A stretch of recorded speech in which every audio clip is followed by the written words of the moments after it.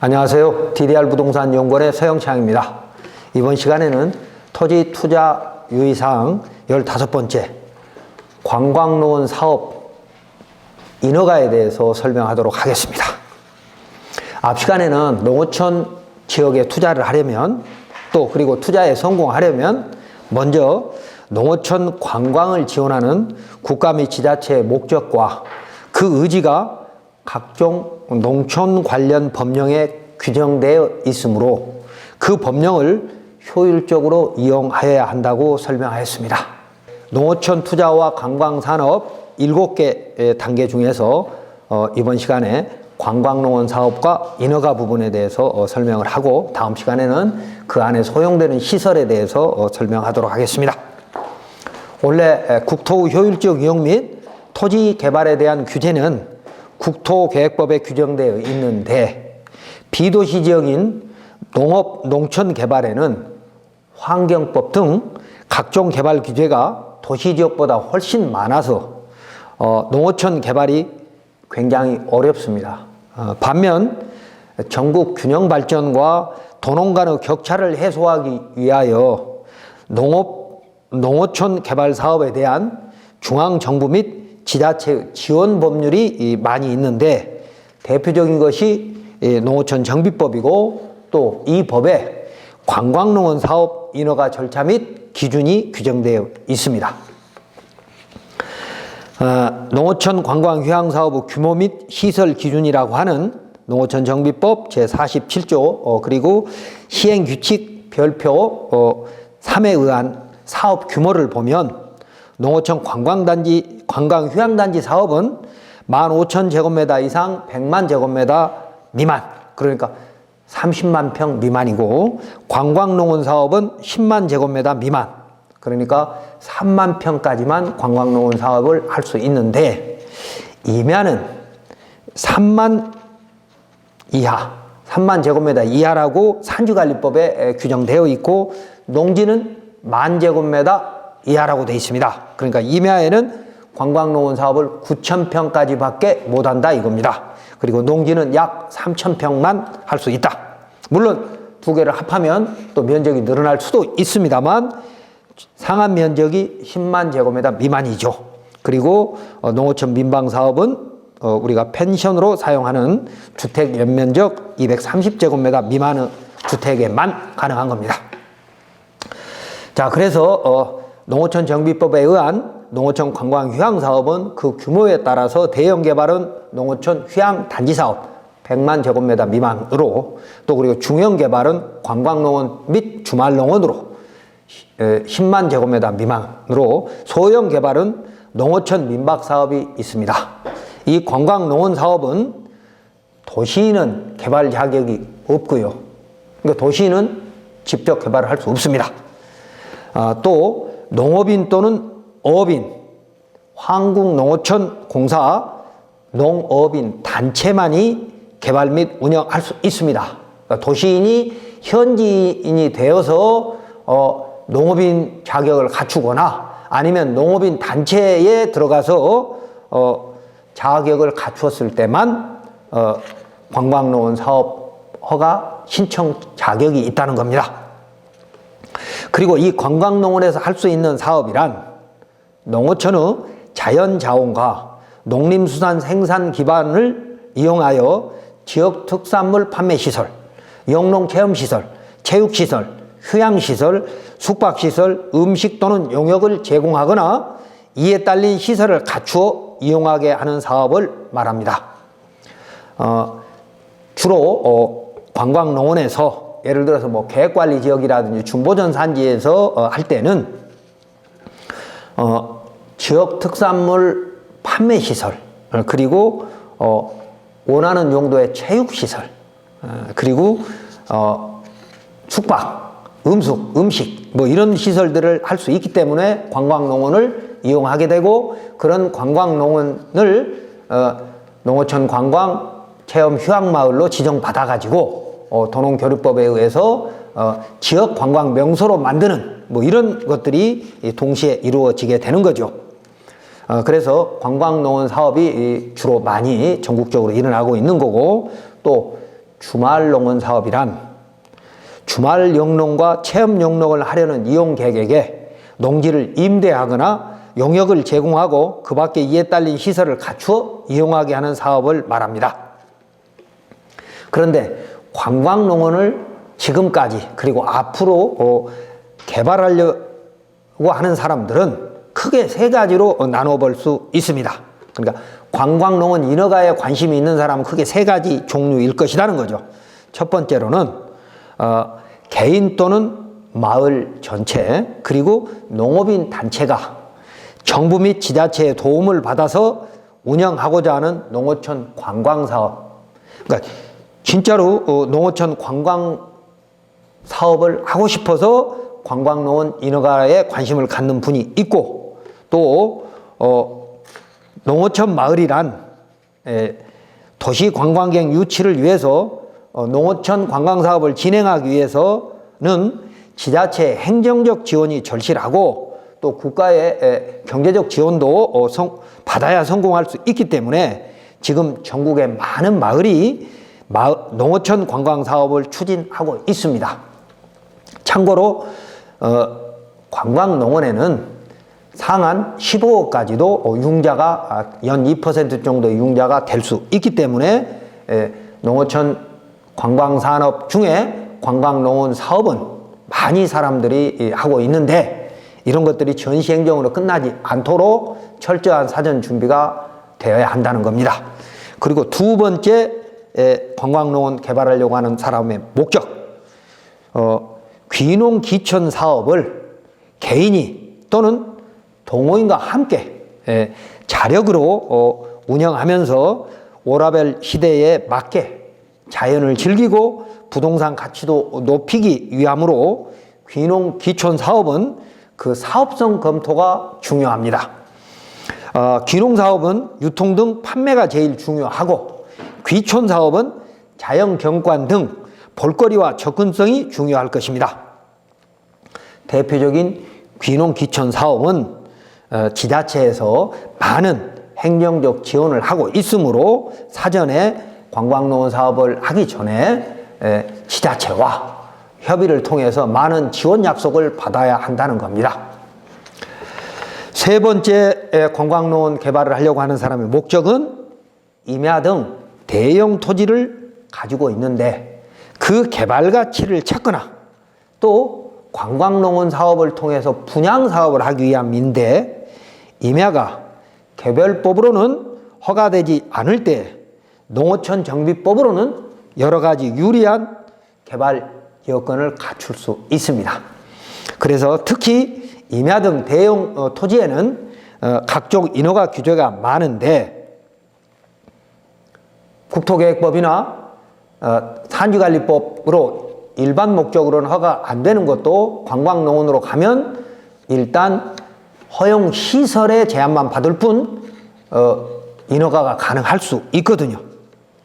그래서 각 지자체가 추진하려고 하는 또 그리고 정부가 균형발전 차원에서 전국적으로 지원하고 있는 이런 것들에 맞게 관광농원을 지원하면 인허가가 그렇게 어렵지 않은데 실수요자 목적이 없는 그런 또 부족한 그런 사업 계획으로는 인허가가 어려울 수 있다는 겁니다. 자, 도시인이 농어촌 관광 휴양 사업을 하려면 농어촌 관광 휴양단지 사업으로 하여야 하고 반면 관광농원 사업을 하려면 귀농 기촌에서 농업인 자격을 갖추어야만 가능합니다. 이 관광농원 사업에 성공하려면 첫째, 사업계획서가 실현 가능성이 있게끔 만들어져야 되는 거죠. 물론 사업 시행자도 꼼꼼히 따져봐야 되고요. 경제성 또는 사업성이 있는지, 즉 사업계획서를 토지개발 허가용이 아니라 개발 인허가용이 아니라 농촌 투자 사업의 성공용으로 만들어야 한다는 겁니다. 특히 수도권이 아닌 지방의 경우에 지난 30여 년 동안 허가된 관광농원이 제대로 운영되지 않는 경우가 많아서 허가권자인 지자체 장도 신규 개발하려는 관광농은 인허가에 걱정을 많이 하고 있습니다. 한마디로 쉽지 않다는 겁니다. 그래서 사업계획서를 실현 가능하게 잘 만들어야 한다. 둘째, 관광농어는 수도권이 아닌 지방 또는 농업인의 소득 증대를 위해서 일반 인허가 조건보다 완화된 규정이 여러 곳에 있으므로 농어촌 정비법은 국토계획법 또는 산지관리법의 특별법은 아니기 때문에 관광농원을 개발하려면 농어촌 정비법을 기초로 국토계획법, 농지법, 산지관리법, 각종 환경법, 건축법 등의 규제된 제한을 동시에 적용받게 됩니다. 그래서 한마디로 모든 법령에서 충족되어야만이 어떤 시설을 할 수 있다는 겁니다. 그러니까 숙박, 음식이 농어촌 정비법에 된다고 해서 국토계획법에서 안 된다라고 하면 안 되는 거고, 또 산지관리법에서 안 된다고 하면 안 되는 거라는 것이죠. 다만 국토계획법에서 예외적으로 허용되는 시설들이 있는데 이 예외 규정은 다음 시간에 구체적으로 설명하기로 하고요. 일단은 모든 법에 공통적으로 허용되어야만이 가능하다. 그러나 예외도 있는 거죠. 다음 세 번째는 관광농원에서 할 수 있는 사업은 농어촌 정비법 시행 규칙에 명시된 지역 특산물, 농산물 판매 코너 등만 할 수 있는 건 아니라는 것이죠. 농어촌 정비법에 보면 영농체험시설, 그러니까 전체 면적의 20% 이상을 영농체험시설 면적으로 해야 되는 건 기본이고, 그래서 관광농원은 전체 면적의 20%, 그래서 최소 면적이 2,000제곱미터 이상의 영농체험시설이 있어야 됩니다. 그러니까 최소 면적이 결국 2,000제곱미터 이상이 되는 것이죠. 그 다음에 이제 부가적으로 할 수 있는, 그러니까 소득 증대 목적과 또 도시인의 관광 휴양을 프로그램을 만들어낼 수 있는 그런 공간으로 지역 특산물 판매 시설, 체육 시설, 휴양 시설, 음식물 제공 시설, 기타 시설이 있는데, 이 외에도 기타라고 우리는 그냥 관광농원 사업 운영에 필요한 시설이라고 이렇게 돼 있고, 농식품부 장관 기준에 적합해야 된다라고 돼 있는데,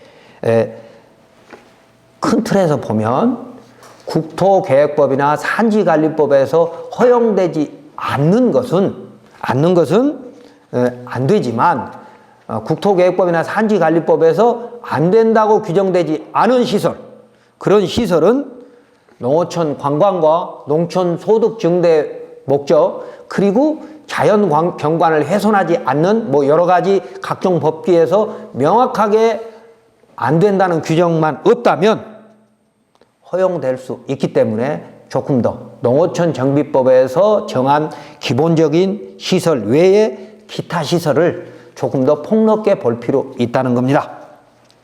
그리고 운영에 있어서는 도농교류법 등을 여러 가지 지원 법률이 있으니까 그런 법률과 함께 사업계획을 세우면 더 많은 사업을 할 수 있다는 것입니다. 다시 말하면 국토계획법이 허용한 사업만으로는 수익성을 유지할 수 없어서 농어촌 정비법에서 여러 가지 특혜를 주고 있는 것이므로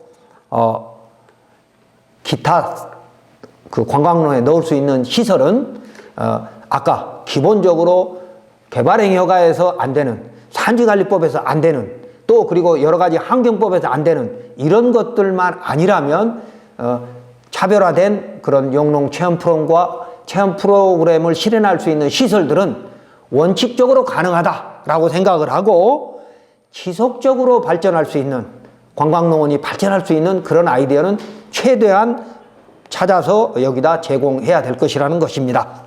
그러나 관광농원 사업을 특혜를 받아서 편법적으로 운영할 수 있는 사업이라고 속단하시지 말고, 농어촌 정비법의 입법 취지를 제대로 이해해서 국가 경제도 살리고 지역 경제도 살리면서 본인이 원하는 오라벨 웰리스 시대에 맞는 새로운 사업을 한다는 자부심을 갖고 추진할 필요가 있다고 봅니다. 이제 4차 산업혁명 시대에 맞게, 그리고 소득 3만 불 시대에 맞게 국민, 즉 소비자의 요구가 달라지고 있다는 겁니다. 그래서 농식품부에서도 포괄 네거티브 방식, 즉 농어촌 소득 증대, 지방 균형 발전 취지에 맞는 업종은 비록 건축법, 국토계획법, 농어촌 정비법, 기타 각종 농촌 관련 법령에 명확히 불어되지 않으면, 그러니까 유사한 업종인 경우에는 허용 방향으로 긍정적으로 해석해서 지자체를 돕겠다는 것이 중앙정부의 지금 의지입니다. 자, 이때 유의할 점은 처음부터 농촌 관광 산업을 위한 관광농원을 운영하려는 그런 순수한 목적이 아니라 관광농원 허가를 이용하여 대형 토지의 개발 가치만을 높이려고 한다거나 또는 본인의 임야를 좋은 금액으로 매각하기 위하여 일단 대형 토지를 훼손한 후에 당초 허가받은 사업을 중지하고 다른 목적으로 변경하려 해서는 안 된다는 것입니다. 그보다는 국가의 균형발전 지원 취지에도 맞고 지자체의 지역경제 및 농촌경제 활성화 취지에도 맞으며 21세기 국민의 여가활동 공간을 제공한다는 생각으로 진정성 있는 관광농원 사업을 추진하여야 한다고 생각합니다. 다만 이런 노력에는 사업계획의 구상에서부터 개발 인허가 및 자금 조달, 그리고 준공검사가 된 후에 그 토지 및 건축물을 분양 및 임대까지 할 수 있어야 사업성, 경제성을 얻을 수 있기 때문에 상당한 전문성이 필요하다고 보입니다. 그래서 이런 관광농원 사업은 주로 토목측량설계사무실에서 대행하고 있는데 수요자의 취향, 접근성, 수지 분석 등을 보다 전문적으로 진행하는 컨설팅이 필요한 사업이라고 생각이 됩니다. 이번 시간에는 관광농원 사업 인허가는 농어촌 정비법에 있는데 운영에 관련된 각종 지원법까지 활용해서 지역경제 발전에 참여하는 관광농원 개발 사업뿐만이 아니라 농촌 관광 서비스 산업까지 생각하면서 개발을 해야 성공할 수 있다라는 것입니다.